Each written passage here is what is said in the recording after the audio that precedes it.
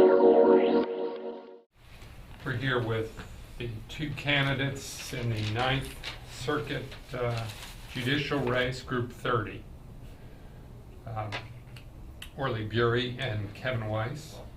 I'm sorry, Orley Burley, is that pronounced correct? No, it's Burley. You pronounced it correctly Oh, the first okay. time. Oh, sure. There's no L in there. It's Okay. B-U-R-E-Y. I see. Okay. Apologize for that.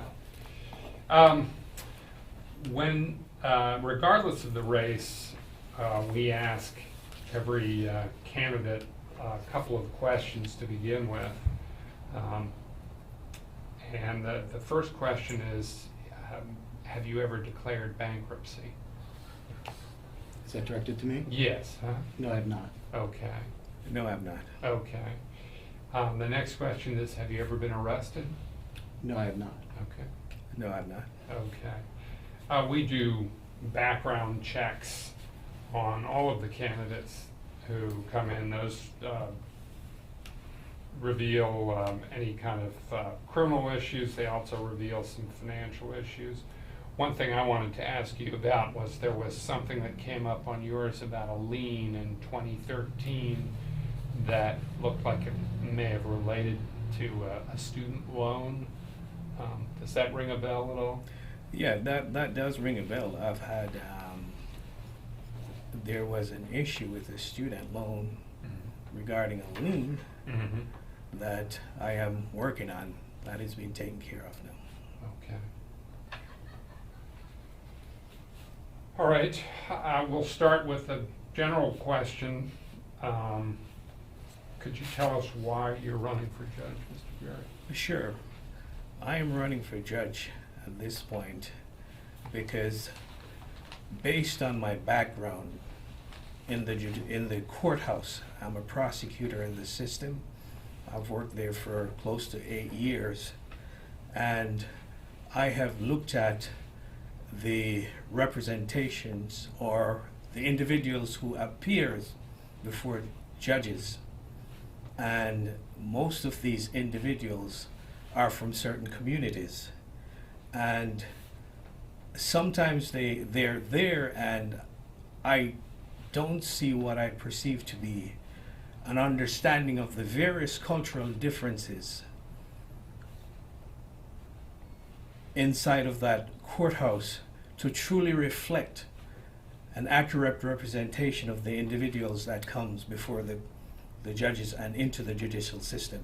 So, and also based on the changing of Orange and Osceola counties, the representations of different individuals from different cultures, economic backgrounds, I think that there's a need for diverse representation, which I bring to this table at this point because of an understanding of all these different cultures.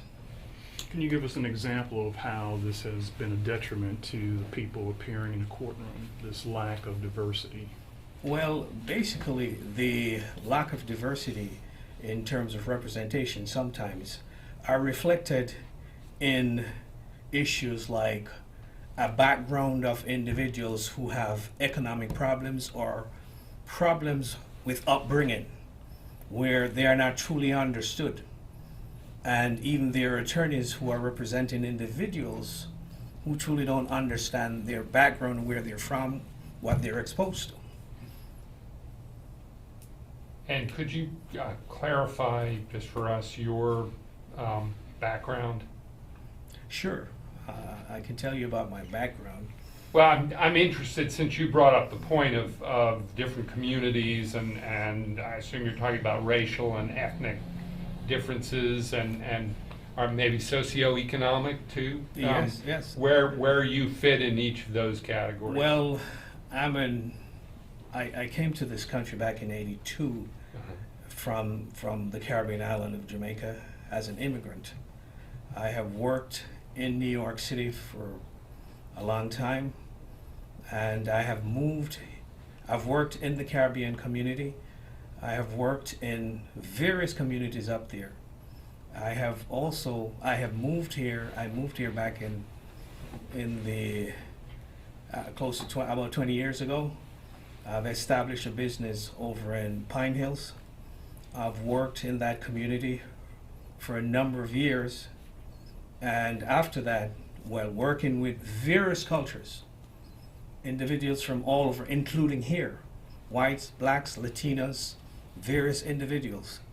And also, since then, I've gone to law school here at Barry University, and I have worked for about 2 years in insurance defense right here in Central Florida with various individuals of different cultures. And since then, I have worked for Mr. Lawson Lamar as a prosecutor.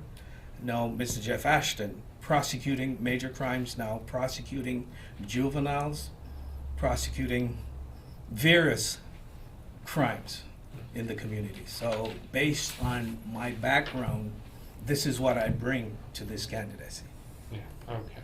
Mr. Weiss, same question. Why are you running for judge?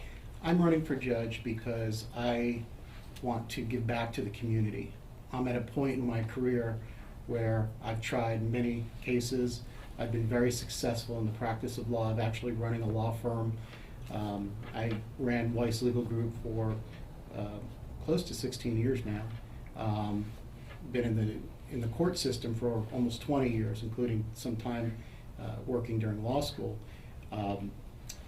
Further, I participated in all types of community organizations, charitable organizations, helping out with from pro bono work to actually being a board member to really being involved in the community. And when I look at both of those, the feelings you get when you resolve a case or you do real well in your profession, for me, what was more rewarding and probably most rewarding is giving back and seeing how I can help people, give back to the system, and really do what I can to contribute to the judiciary to improve it how I know to improve it.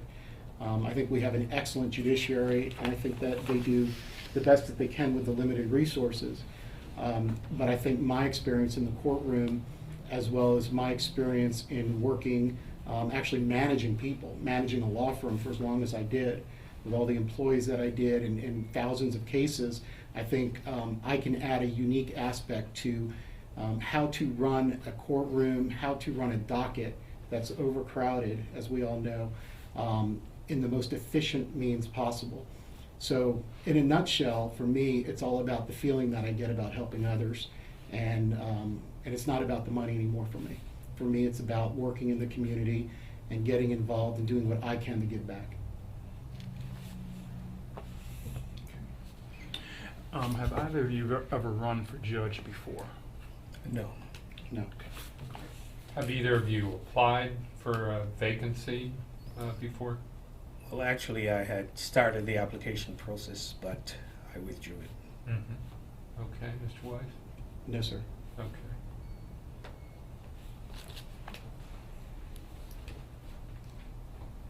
You both made your you both told us why you're running, but of course, voters who get the ballot are going to be presented with a choice between the two of you. I'll start with you this time, Mr. Weiss. What about you argues for voters to choose you over the competition? I think whether you're going to apply for an opening with the Judicial Nominations Commission, which is then a government appointment, or you're going to declare yourself as a candidate for a race, I think it's something you need to earn. It's not something that just because you've practiced 5 years, which are the requirements, that you then have the right to become a judge and be involved in such a critical process of judging others, of making important financial decisions, of making important decisions that affect families, children, juveniles. I think what the important thing is to look at the background of both of us. And I think you can see the backgrounds on our websites.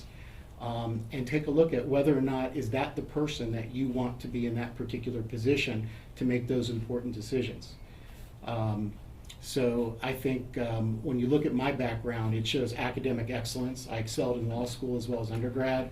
I was on law review. I received 2 book awards, which is the highest grade in the school. The family law and criminal law. I was awarded an award in criminal law at graduation. I was the assistant to a criminal law professor and edited his textbooks. And then I clerked at the Delaware Supreme Court. In practice, I had a very successful law firm. People can go on the website and they're welcome to see the type of financial business we did. We were very successful financially, and we were very successful with representing physicians, doctors, ambulance companies, and emergency room professionals against insurance companies. That was the specialty that was really my niche for a long time, and we're still involved in it. In fact, I chose to become a judge and to close my law firm. It's not anything that anybody asked me to do, but rather people are looking at me like, are you crazy or what, giving up this type of money and this type of success? But for me, when my father passed away a few years ago, it made me rethink my life and what I wanted to do and how I wanted to give back to the community. And again, it's not about the money. So, and lastly, it's just being involved in the community. It's important to be involved in your community. And I've shown that by probably 17 years on the board of directors of the Jewish Community Center. And I can talk about everything I've done during that, but my most, I guess my biggest reward and accomplishment was setting up an actual community center on Apopka Vineland Road called the JCC South. And I did that together with Mr. Rosen. And so when I go over there and I see kids and having a preschool and in an infant room and facilities for older people who have nowhere to go, that to me is worth more than any dime you could ever give me. So look at my background, take a look at what I've accomplished, and whether or not this is a job for me or whether this is a passion. And for me, it's a passion. Okay. Mr. Beer. Can you repeat the question, please? Sure. What is it about you that separates you from your competition in this race and should lead voters to choose you? No, I can say this as an individual who has served many years within the local community. For example, I've served as a school board chairman for over 8 years at the Burley Wisdom School in the Pine Hills community. I've assisted needy students who are from homes where parents could not afford the tuition or afford even food for their kids. I have done that for over 8 years. Plus, I've worked in the church community with youth groups within the community that I seek to serve here in Orange and Osceola counties. I have touched the lives of people who are the regular folks who will come through the judicial system. I have also, over the years, worked as a businessman within the Pine Hills community, operating an insurance agency. That also gave back to the community as a business person. Plus, as a prosecutor in the system, I have worked prosecuting hundreds of cases, protecting this community, seeing the impact of what an individual like myself has done over the years. We are silently making the community better based on the job that, for example, I have done in the community for the community. I see myself as a servant to the community. I may not have had the financial resources or the background. I came up through the system as a poor individual. Went through law school, still paying student loans, still working hard to make the system a better place for other individuals. My background brings to this position as a judge a thorough understanding of the communities from which individuals will come in through the system here in Orange and Osceola courtrooms. So based on just those few I've mentioned, I think I am well qualified for this position. Mr. Burley, how long have you actually been practicing law? Well, I've been practicing law about 10 years now. And you've mentioned you've been running your own business for at least 16 years. How long in total have you been practicing law, Mr. Weiss? As of right now, it's 17 years now as a licensed attorney. Do you have any idea how many cases you've tried before juries? I was asked that at one point, and we put together over the years, it was probably about 23 cases that we've tried involving jury trials. Many of our trials are before a judge. Mm-hmm. A lot of them are issues of law with regard to insurance contract interpretation. And then I had a separate practice from 1997 to 2003 of workers' compensation, where we would appear before administrative judges. Those are called merit hearings. Some people call those trials. And in that particular area, I've had, could be close to 100, could be 50 to 100. And those are hearings where you present evidence to a court with regard to your client's injuries, or whether or not an accident happened, whether an accident was pre-existing. It's workers' compensation. When they changed the law, that's when I decided to not handle workers' comp anymore. Do you have any criminal work in your background? Our firm did some criminal practice. It wasn't something that I did firsthand. I supervised generally they handled DUIs, they handled traffic tickets, and they handled different types of cases involving mainly misdemeanors. And those were two different lawyers who had worked at my office, both who came from the prosecutor's office. But in terms of firsthand, no. The only thing that I have is experience at the courthouse, where my responsibility was writing opinions involving criminal law. And then in law school, of course, I was the assistant to John Whaley, who was our criminal law professor, and I edited his treatise on criminal law. So what would, excuse me, Mr. Weiss, what would you do, because it sounds like you do have a shortcoming, as it were, in criminal experience. How would you get up to speed quickly to be able to be a judge if you were elected? What I would do is, upon being elected at the end of August, for September, October, November, and December, I would work to shadow different judges whom I admire and who would allow me to learn the criminal law docket. And I would spend days with those judges, and I do have the freedom to do that without having to be at an office from 9 to 5 or whatever. I would also take CLE courses, such as the board certification courses, where you can learn the actual law and procedure. And then I've also spoken with some of the police chiefs, such as Chief Massey, Chief Gauntlet, Sheriff Demings, and they've invited me to spend days as an intern in their particular agency to learn what happens from the inside out. So I'm excited to learn a new area of law. I've been doing this for almost 20 years, because while I was in law school, I worked for a very prominent trial firm in Gainesville.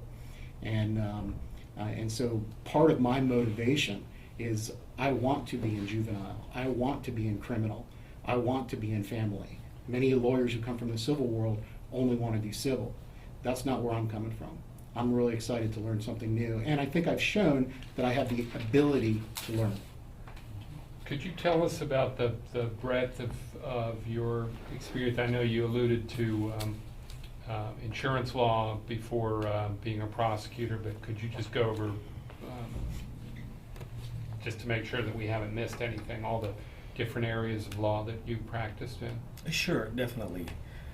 When I started, when I left law school, I went to work for Mosley & Mosley, and we did some immigration work, defense work, also small amount of personal injury work.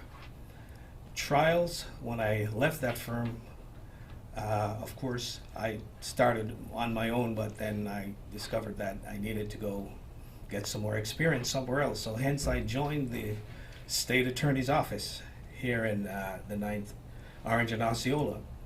Since then, I have prosecuted dozens of jury cases. I have worked as a juvenile attorney prosecuting major cases. I'd say at least 50 to 60 cases over a juvenile. Plus, those most juvenile cases are just tried by judges. However, the felony and other misdemeanor cases, when I moved back from juvenile over into Orange and Osceola counties, I did multiple jury trials, DUIs, you name it, a lot of jury trials, plus major cases that I've tried here. So I'm familiar with the jury system, know how to pick a jury. I've worked with law enforcement for a long time. I've done multiple motions. Whatever the motions are, I've done it before a judge. I've done trials before juries. So with that knowledge and that experience, I'd say that I'm very equipped to manage a criminal docket plus whatever docket comes through the system because of the experience that I've had over the years, and I'm still doing that. How about the civil end? You did some civil work after law school, but it's been a while. Do you think you would be able, if you were assigned to civil court? Sure. There are rules that governs both criminal and civil. And these rules, I'm very familiar with the rules. And based on my knowledge of the rules and the laws, my answer is yes, I think I can handle civil dockets. Of course, you know that the criminal dockets are it's a huger docket than civil dockets, which I've been handling now for years, well, as a prosecutor. Civil dockets, they are, rule-specific, law-driven, but I think I'm very familiar with and can get up to speed with whatever is thrown before me. Has either Lawson Lamar or Jeff Ashton endorsed you in this race? Well, I haven't spoken to Lawson Lamar, never asked for his endorsement. I've spoken to Mr. Ashton, who has told me he has endorsed my opponent before he knew about me entering into the race. So the answer is no. My response is I was contacted by Mr. Lamar's office, and he gave me his endorsement. So you have Mr. Lamar and Mr. Ashton's endorsements? Yes, sir. Okay. And if I may just say something to that, I have only decided to enter this race a few months ago. So based on me entering this race at a later date, these decisions may have been made before I entered this race. Mr. Lamar called me about 2 weeks ago, or 2 or 3 weeks ago, and I put it on my Facebook page when we received that endorsement. It was around the same time we got Sheriff Deming's endorsement.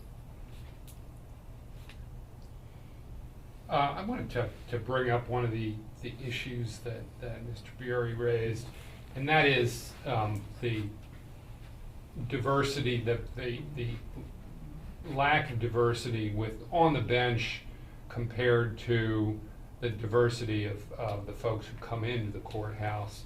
How would you, and the Supreme Court has found that has a negative effect on the confidence and the faith that a lot of folks have in the court system.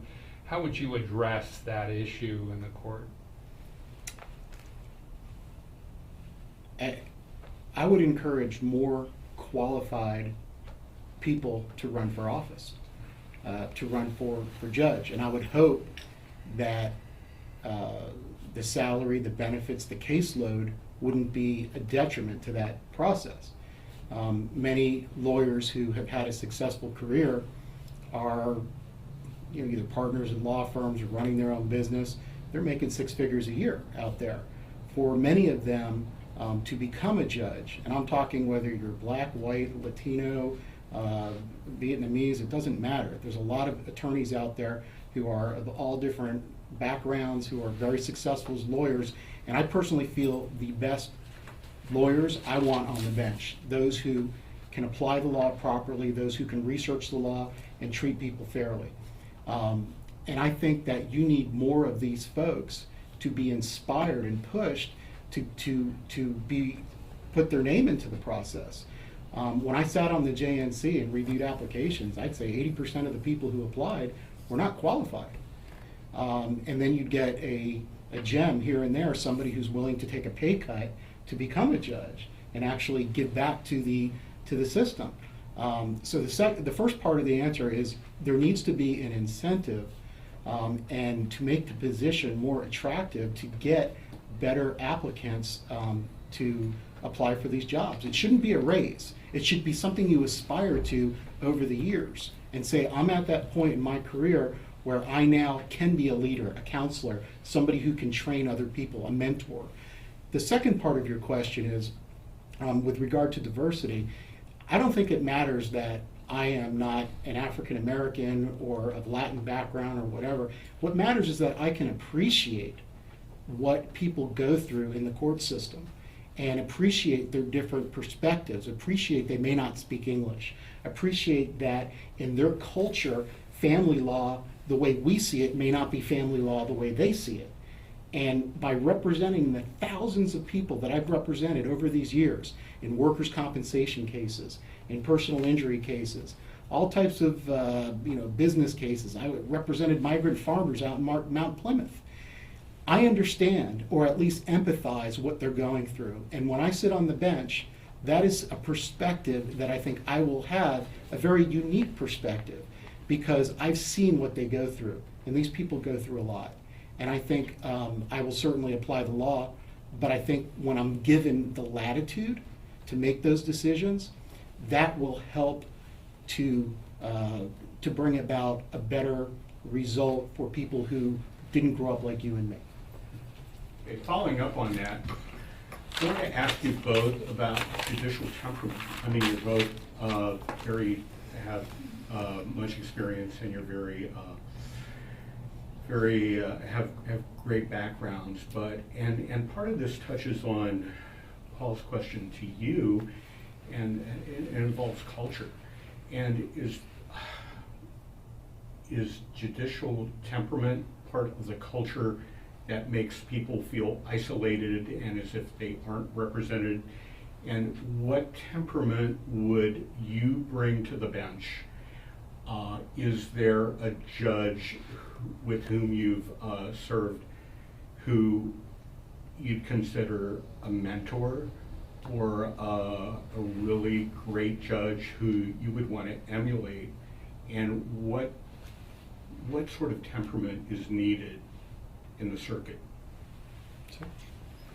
Well, in answering that question, the type of temperament, judicial temperament, that I personally would bring to this would be the experience, of course, that I've had over the years in the system. I'm in there every day. I've seen a lot of things that goes on in that system. Now, I cannot criticize the judges. I dare not do that. However, what I can say as an individual who is aspiring to be a judge, I would bring with me a background that is so diverse that I could try to understand where these individuals are coming from. What were they exposed to? What's been happening in their community, their upbringing? Of course, I would need to apply the law also, because there is a law that governs this system. So based on that, my temperament is to be fair and honest, treating all individuals with respect and dignity, including attorneys or lawyers who would come before in a courtroom if I'm elected. And also, try to mix justice with mercy, and at the same time realizing that I am here to protect the citizens of the state of Florida. So based on my background, that's what I bring. And also emulating judges. There are many good judges in the system, and it would be rather unfair for me to call names or say I'm going to be like this judge. So at this point, I'd say I'd emulate many of the good judges, their good points that I've seen they exhibit in the courtroom, which are many good points. I agree with so much of what my opponent said with regard to having good judges. And people don't see, or the news doesn't always show, that day after day these judges deal with very difficult circumstances. They deal with some people who are disrespectful to them, and many times, and I would say most of the time, 99% of the time, these judges keep their cool and they take a break when necessary. But there is that time then we've seen in the media where someone loses it. I think the key is that you have to have a certain demeanor, not only treating people with respect and treating both lawyers and parties, and understanding where they come from, and understanding, for example, my wife was born in Puerto Rico. Her family tends to talk with their hands and loudly. I don't see that as disrespect. I see that as possibly that's just the culture. So it really depends on what you've seen in terms of culture, and understanding that that may not be an offensive directed at you as the judge. Now, when it comes to taking a break, that is, I think, what needs the judges that I've spoken to after that incident in Brevard County, is they said what you learn in judges school is that you take a break, and you even put a sticky on your computer that says take a deep breath, take a break when appropriate. Possibly these are lessons that you learn as a young judge, young meaning somebody with less experience than the other judges, but it's something that I think you learn on the job when you need that break to go back in your office, refresh, take a deep breath, and go back to the bench and then deal with a difficult situation. But your main question is, if you've had a bad day, that doesn't mean everybody in your courtroom should have a bad day. Most of the time, the only time people interact with lawyers and judges in our system is when they come to court. Whether it's a traffic ticket, whether it's a uncontested divorce, they go before a judge. And if you're disrespectful to that person and you treat that person poorly, and some people call it black robe syndrome or whatever, they're going to remember that very poor experience. For me, I think it's about giving that person what they should expect: respect, justice, and a quick decision, and making them walk out of the courthouse, whether I ruled in their favor or not, that they felt they were given their day in court. That's what it's about. Quick question, and then we're going to have to conclude, unfortunately. Daryl, you look like you may have had do you have a follow? Well, not a follow, but just but go ahead and answer. Okay, but just relative on this subject, have you been disciplined by the Florida Bar ever? No. Okay. No, sir. Okay. Daryl. Yeah, I guess I just wanted to wrap it up by asking each of you to take a look at the Florida court system and give me an appraisal of what you see as the strengths and weaknesses of the court system here. And since you had the last comment, we'll start with Mr. Burley. Well, the Florida court system, the system that I work in, is part of the Florida court system. And looking at the dockets and what goes on in the courtrooms, a lot of the judges, they have a huge docket. They need some help. They're at times, they're just a lot of work that goes on in the system. But it is a system that has been working. It works. And it works. It is working the best way it can under the circumstances, with the resources and the limited resources and individuals that's in the system. So I think the Florida court system is a good system. It works well, and as long as it's managed well. And I think we have good judges in the system who are respected and they respect the law. Mr. Weiss? The strengths of our system, we have the best system in the world. I have traveled extensively. I've done some classes overseas. I studied in comparative law type of courses. I do think we have the best system in the world, our jury system. I think that the strength of our system is we have people who really care that are involved in the court system. In order to go through what some of our judges go through in terms of many of them being restricted in terms of making money, they can't have outside businesses, and being restricted at a certain salary that they're at. These folks work really hard. They're in early in the morning, they leave late at night, and they work on the weekends. I know one of my closest friends is a circuit judge, and he is my mentor. My mentor from when I was in practice. His name is Don Myers. That was, when you asked earlier, a judge I emulated. It's Mr. Myers, Judge Myers, should I say. But it's amazing how hard these folks work because of the principle, because of the idealism that's involved in it. So the strength is you've got hard, dedicated people. You've got a system that is very good in terms of the jury system, I believe, where you can get your best shot at justice. The weakness is we are an equal branch of government, but sometimes the judiciary is not treated as an equal branch of government because it's up to other branches of government to fund the judiciary. And based on my understanding of the situation, the judiciary is very much unfunded to the extent that it needs to be. Our chief judge, Judge Perry, goes up to Tallahassee every session and pleads for more money for the court system, especially with the foreclosure cases. We are inundated with foreclosure cases. And the judges who are now working the civil dockets, after they've done trials and had, even if a trial settles, it doesn't mean they get to go home. It means they go over to foreclosure court and they deal with people who aren't paying their mortgages. And so that is a big challenge, and we need money to have magistrates or other judges to handle these types of cases. We need more people in the system with regard to children. We just don't have that. And I think to improve the system and to keep it an equal part of the executive, legislative, and judiciary, you need to give it the same resources that the executive and the legislative have. And I tell you, that money will not be wasted. They need it, and they need it badly.